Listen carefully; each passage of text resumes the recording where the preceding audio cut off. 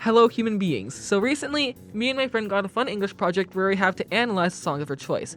And if you know anything about either of us, you probably know we both like video games. A lot. Especially their music. And with all the games we've played, there's one that stands out with its fun and unique soundtrack.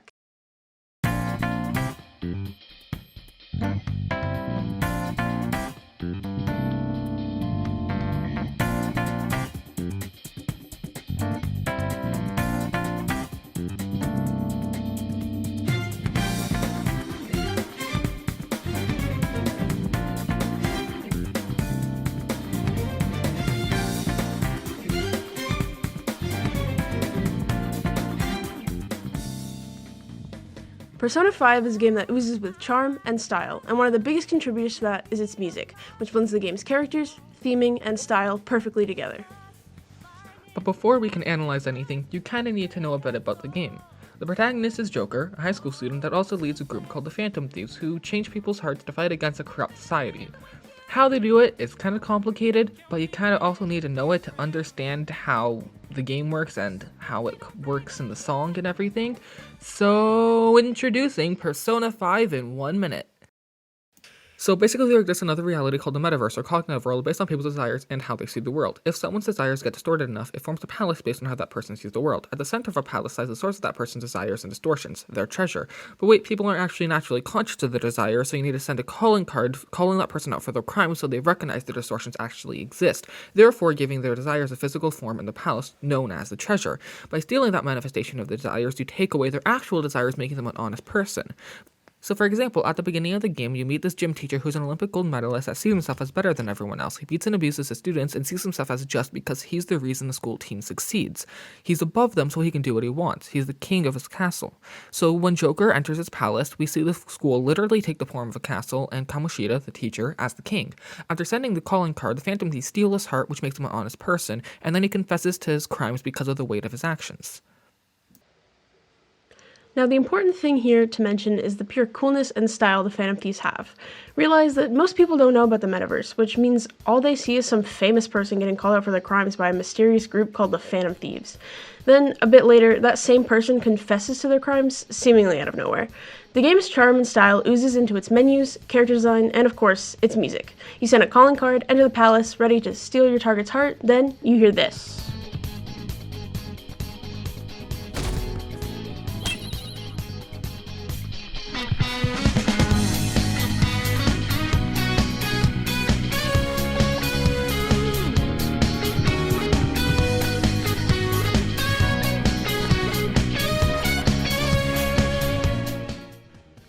But wait, there's one more quick thing I kinda need to explain first.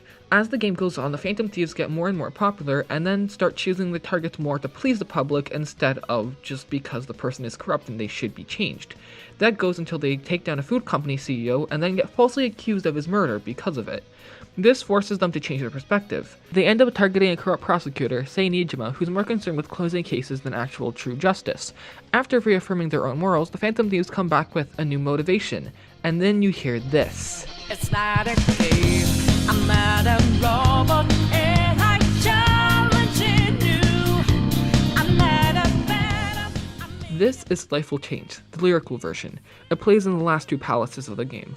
One of those belongs to Nijima, and the other to Masayoshi Shido, a popular politician who promises to make Japan better, while secretly only actually caring for himself, going as far as to murder someone for their research, making her daughter blame herself for her death.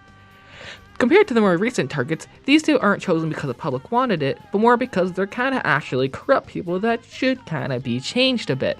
They as targets embody what the Phantom Thieves strive to take down, corrupt adults that use others for their own benefit, which leads us to the true version of Life Will Change. So let's finally go through the lyrics and dissect what makes them so great. The song starts off with a challenge. It's not a game, I'm not a robot, and I'm challenging you. I'm not a phantom, I'm in your face, and I'm here to see it through. Both Nijima and especially Shido don't take the Phantom Thieves seriously. But it's not a game. They're a real threat. They're here to steal their hearts and they'll see it through. We then move on to a taunt. Right before your eyes, what just multiply? Got the flame arise.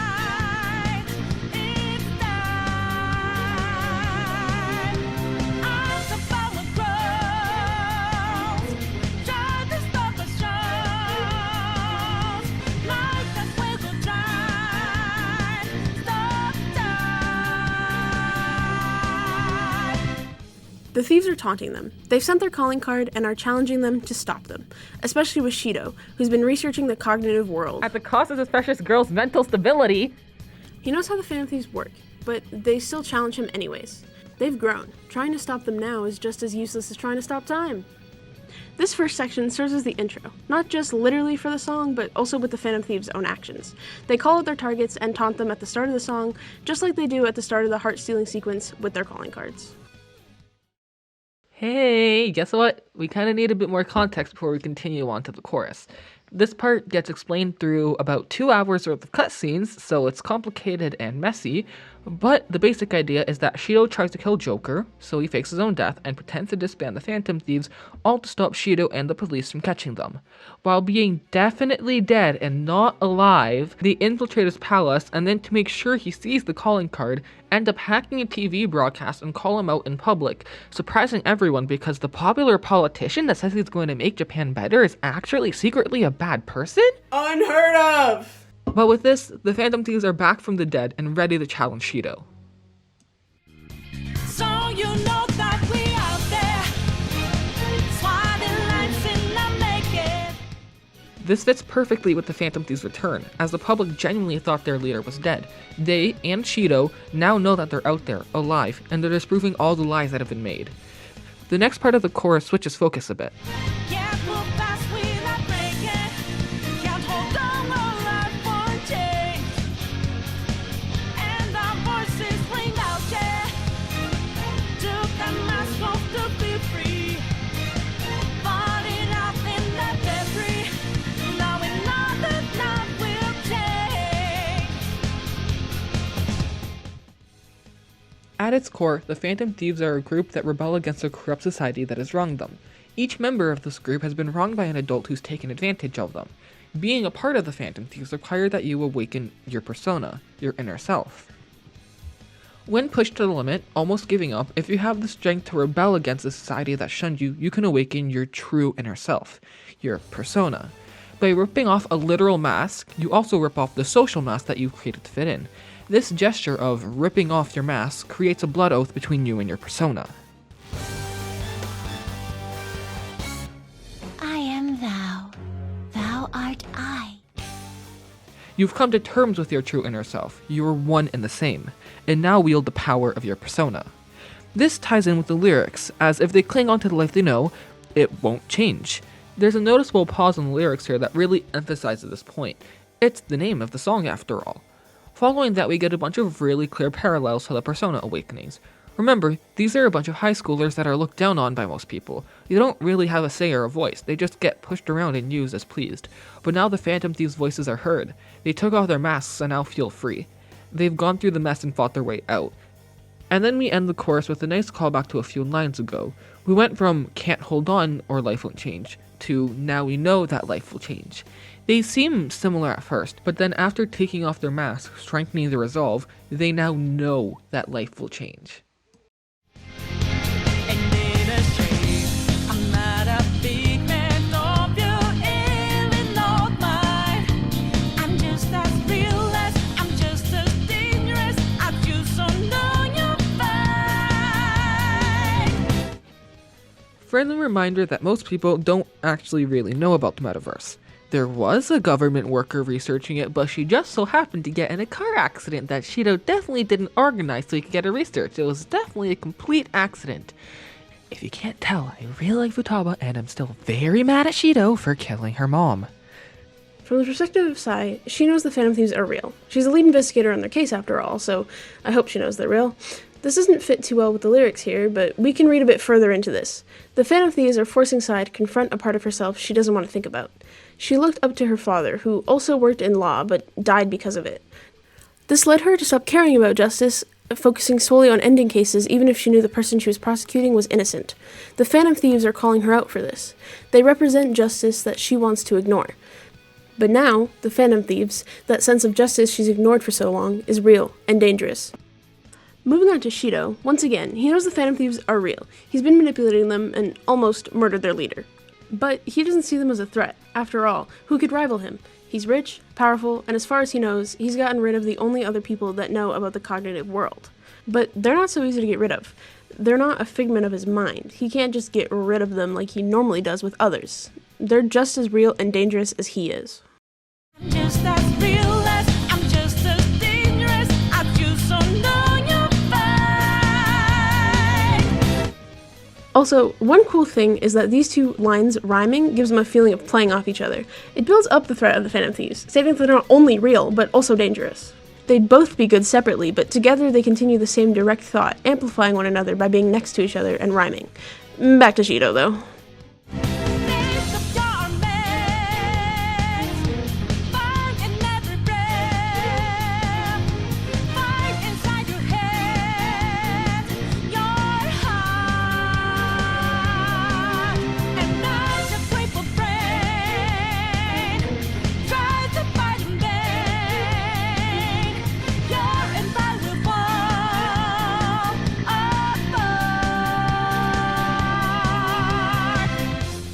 This is a straight up jab at Shido. He's been using the metaverse the whole game, using it to rise to power and keep himself there safe without any threat. But now he's getting a taste of his own medicine as the Phantom Thieves use the metaverse he so dearly wants to control just to take him down. Shido is the final villain of Persona 5, and by far the worst one. All of the other ones can be pretty quickly summarized, but Shido's God and Joker falsely accused of sexual assault, forcing him to move away from his home for a year and giving him an undeserved criminal record. He also murdered Futaba's mom, leading her to blame herself for her death and causing her to stay shut in her room for years, giving her severe anxiety, guilt, PTSD, and even got her to the point of seeing hallucinations of her mother yell at her for being a severe disappointment. He sucks. He even has an assassin to murder people in the metaverse, causing mental shutdowns and even deaths in real life. Basically, this guy sucks a lot, and the Phantom Thieves know it. But with fiery determination, they go to steal his heart. As he tries to fight back, it's all in vain. He even tries taking a very experimental drug to get his brain to try to fight back, and still fails. The empire he's built falls apart. And you know we were out there, swatting lights in the making, going hard for the taking, can't hold on our life for change, and our voices ring out here, took the mask off to be free, fought it out in the debris, now we know that life will change.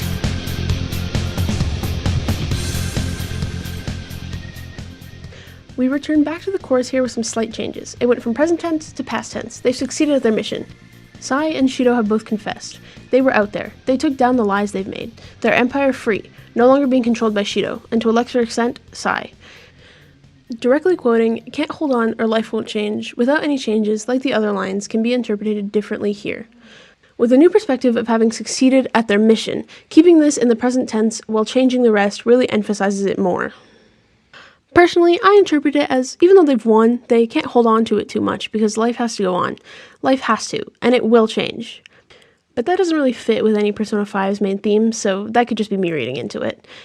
Continuing though, we return to the past tense now. They were heard, they took their masks off, they fought it out, and can now say for certain life will change.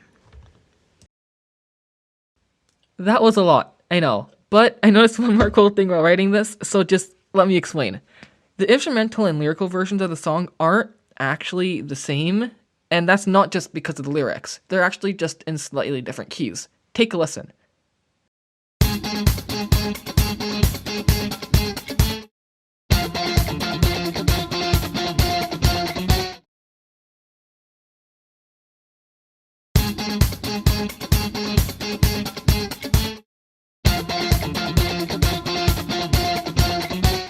The instrumental version is, at least what sounds like to me, in a major key, compared to the lyrical version's key, which sounds like a C minor.